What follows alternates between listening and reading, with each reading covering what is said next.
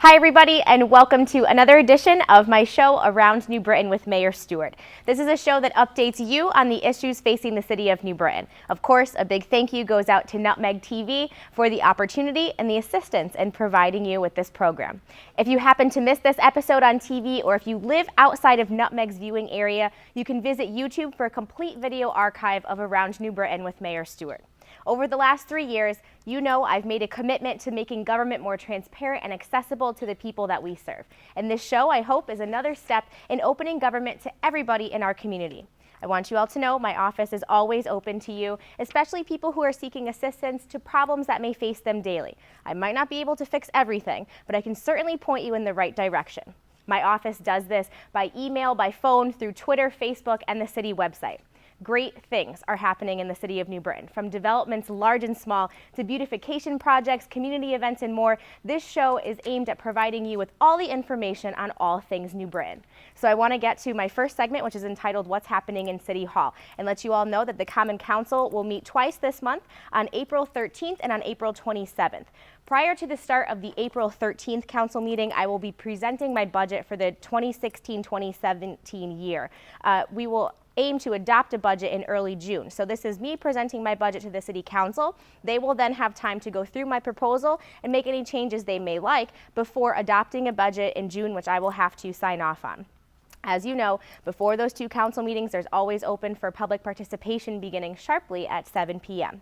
And also a note to all of you that my monthly open office hours will take place on Tuesday, April 19th from 4 to 6 p.m. in my office, which is in room 204 of City Hall. It's an opportunity for you to come out and share with me your concerns and ideas about our city, or maybe to just tell me something nice. I always appreciate that, and I welcome cupcakes too. Residents will be asked to sign in upon arrival, so I certainly hope you'll take advantage of this opportunity. For a complete and expanded list of all the commission meetings and committee meetings that the city will have during the month of April, you will have a list that's provided at the end of this show. You can stay tuned till the end and watch the roll down of that. We have quite a few city projects and updates I'd like to talk to you about. Our public works crews will start their tidying up of the parks, of our athletic fields and roadways. So street sweeping is going to begin this month. So when you see a street sweeper around, give them a wave. Along with, we'll start filling potholes, the dreaded potholes. Season is upon us. If you have a pothole to report, listen, it's impossible sometimes for us to know where every single pothole is. So if you see one, call it in. It's as simple as that. Give us a phone call at 826-3350, or you can visit our website at newbritanct.gov and go to the bottom and click on Report an Issue. Our fire department this month and the American Red Cross are teaming up to provide residents with free smoke detectors during an all-day promotional event that's taking place on Thursday, October 21st. Volunteers will be on hand to install one smoke detector per resident throughout the day, and you can sign up by contacting Captain Mike Berry at 826-4305. This is a great program, and I hope all of you take advantage of that. If you have old prescription drugs that are lying around, the New Britain Police Department has recently installed a prescription drug drop-off box in their lobby where you can safely dispose of old medicine you have no use for anymore. And also, spring leaf pickup is beginning on April 18th. That'll go from April 18th through April 29th. So you can place your bagged leaves along the side of the curb for pickup, or you can drop them off at the recycling center on Christian Lane. And you can find out when crews will be in your neighborhood by visiting the Public Works Department page on newbritanct.gov. I also would like to encourage all of you to check out our newly renovated and expanded Central Park. That will be opening in the middle of April. We are extremely excited about it. And I'd also like to take a moment to talk about the Common Council recently passed an ordinance change which will now allow food trucks to be present in our Central Park. So they'll be along the parallel parking side of Central Park, and we hope to have that up and running by the middle of spring. So we hope that you will pay us a visit and come check out your brand new Central Park and use it. Have lunch, have meetings, go out there and utilize it. It's all of ours to enjoy, and I certainly hope you'll take advantage of it. Today we're filming at Gaffney Elementary School, which was recently underwent a $30 million renovation. Gaffney is just one of the amazing schools that we have in our school district that has so much talent and so much to offer. But on April 1st, a New Britain resident and a longtime New Britain educator, Nancy Sarra, will assume the role of superintendent of schools. Nancy is an absolutely energetic, detailed, organized person, and someone who I am really, really proud and excited to see lead our school district, and I'm very happy that she's taking a few moments to be with us today. So Nancy, welcome. Thank you, thank you, thank you. It's nice to be here. Technically, we're taping this before you are even superintendent, but that's okay. Just don't tell That's anyone right. watching at home. But I think that our viewers want to learn a little bit about you and who you are and what you're going to bring to the table for the district. So why don't we just start with asking a basic question. What led you to a career in education? My goodness. It's for me, it didn't really hit me until my early 20s that I wanted to pursue something with children in a more formal way. I was a mom when I was 22. I have 2 children. I actually went back to school when I was 25 with 2 children, and that was the right time for me. And I haven't looked back since. So I went for education, CCSU and UConn. I have several. I know, go CCSU. Blue Jackals. Absolutely. Yeah. And I started actually as a long-term substitute in New Britain in one of our smaller classrooms, and it just bubbled up from there. Started as a classroom teacher. Then I was asked to coach some teachers, and so all the opportunities kind of presented. I'm still a teacher at heart, though. I'm always a teacher. That's what I am. That's important. That's important. So now, what has your role been, I guess, moving up through the ranks in the New Britain School District? I mean, you've had many different positions. I did, then, right? And I think that that's been really helpful because, and you never lose where you were. Sure. And so I did. I started out as a paraeducator for a short stint, and then was. Actually, I remember the day that Mr. Jakubowski at the time was a principal at one of our buildings, and he called me on the phone to say, your application's not complete, get your application complete. And he actually pulled me in as a classroom teacher. And I taught for about 8 years first, and then I was asked to come out and coach teachers. So I was a teacher for 8 years. I went and coached teachers and decided that I needed to step back into the classroom to do the younger grades so I could get a better picture and help people. Sure. I did that for a time. And then different administrators just said you need to go and become a principal. You've got what it takes. Now you have to go back to school for that, right? Yes. Yeah. Yes. And so that was again. And so my own children have seen me actually go through education their entire lives, and for me it was the right thing to do, and it's. It helped. It helped being a mom. It helped being a teacher. It helped being a para. Sure. And so a few years back, I was asked to leave the building as a principal to come and help out with a reorganization of sorts at central office. And I've been doing that for the last 3 years. That's great. Yeah. This is so exciting. It is very exciting. For those of you watching, a little surreal. I graduated high school with Nancy's son too. We're still pretty good friends. Right. And I have to say, right, exactly. I remember Erin coming over to our house on Friday and Saturday nights and sitting at our kitchen table with the kids. But that's what I think is the beauty of all of this, is the connections. And it's really great because you have those connections through and through, not just with me, but with other people in the community as well who know you for being the mom in the school district too, prior to just working. But you know, I guess everybody's really excited to see a new superintendent come on board and really hopeful and genuinely looking for the type of leadership that we think that the school district needs. Right. So I guess how would you describe your approach as a leader and an educator? I know obviously coming through the ranks helped build that, but absolutely. What do you hope to bring? Well, I think, you know, for me it's such a passion and a commitment to our kids in the city. Number one, to shine a light on the great things that we have already. Absolutely. And that's never to say that we don't have areas to work, but there's this misperception at times of who we are. And it's helping our own kids to rise up to the occasion to say that's not who we are. We are not defined by this. We are better than that. And for me as a leader, I'm pretty energetic. I'm pretty upfront with people. I think you and I share similar styles, yes, which I think is going to be very nice to link arms with you. And yeah, so I just talked to Ms. Fazio, and she said, yeah, there's never a moment when I don't know what you need when you leave the room. And I said, well, that's good. That's a good Transparency is really important. You got it. And building structures and processes. Yeah, you know? and policy approaches too. Absolutely. You know, and it'll be an interesting journey. It's going to be a journey. You talked a little bit about the perception that we face, and maybe we should delve a little bit deeper into that conversation, because we do, and not just the city of New Britain, but specifically the school district has this perception that we know not to be true, right. And we need to do what what we've talked about at length was doing a better job at highlighting the great things that we do offer in our school district and how that compares to the rest. I mean, you know, what are some of your thoughts on how we can turn that around? So I'm excited, first off, that the state has moved away from No Child Left Behind, and they're now embracing a more whole child approach to education and measuring students' achievements. And the one thing where we are very strong is we are strong in spirit in our schools, for sure. But we're looking at that whole child now in terms of social emotional wellness and academic wellness too. We have the most committed group of teachers I've ever met, and I was able to do internships, and for those, I've been here for 23 years, but I've had the luxury of going out to other districts and seeing what's happening there. And New Britain staff is by far the most dedicated and talented group of teachers I've yet to meet. We have our challenges, and we know that as a city we have these challenges. But I would put my children through the school system again because I am confident that they are providing the best education. And if we go up against other towns, I'd say we'd beat them there. I am competitive too in that regard. Well, that's good. You know, and I think some of the things that we have too is people don't realize how much we offer in the New Britain School District as compared to our other surrounding towns.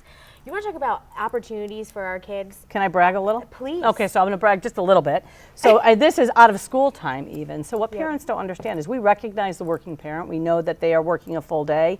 We have an after-school, out-of-school time program and a summer enrichment program that's receiving national recognition now, and so I'll brag a bit about that. And that really is through the collective effort of the city, the Coalition for New Britain's Children, and the school district. So it's not, but we have, we pool resources. Right. We have, we collaborate well. We do, we play well in the sandbox. We have to. Yeah, but we've got a summer program that we have families calling from out of town and parents asking if they can have their children come in. And at some point, maybe that will become a reality for us as we grow it bigger. But we're being recognized right now. We are a finalist for an all-city award. We are a finalist for a pace setter with the Campaign for Grade Level Reading. And also we are already a one-time winner and a finalist again for the National Summer Learning Association for our efforts in combating summer learning loss. So that's just one huge highlight that you can see at a national level. Certainly. But at our local level, we have an honors program at the high school where we offer more AP classes than anywhere else. You and I sat together at our musical. We have arts offerings.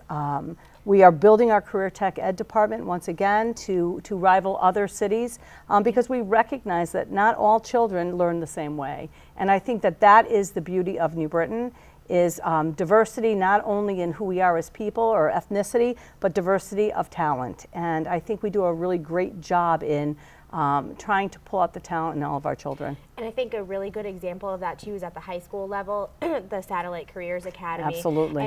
And when I was on the Board of Education, that was when we first got the Satellite Career Academy kind of up and running. And what that does is it specifically tailors to a different type of learning students' needs. Right. And Mike Foran has been doing a great job with that. He has, and you know, it goes right with the research today that talks about, you know, credit attainment isn't just sitting in class at a desk. And we start talking about personalizing the learning, and that's exactly what you're talking about.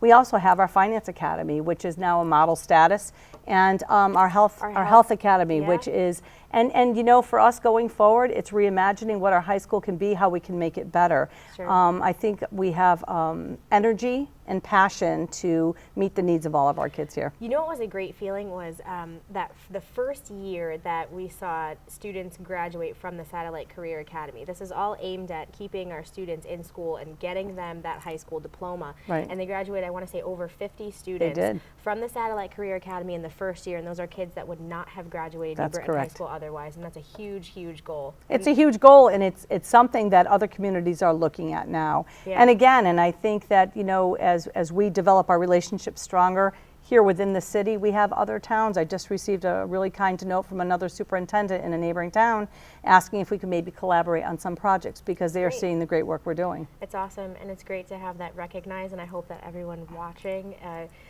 delves a little deeper and digs in and learns a lot about some of the great things that we have. And it's not just everything that you hear. We have a lot of people that work in this district, a lot of people that work in this city that are working so hard every day to turn that perception around. Right. And you're going to have a mayor and a superintendent that are actually sitting at the same table together. Right, and in the same color. Same color.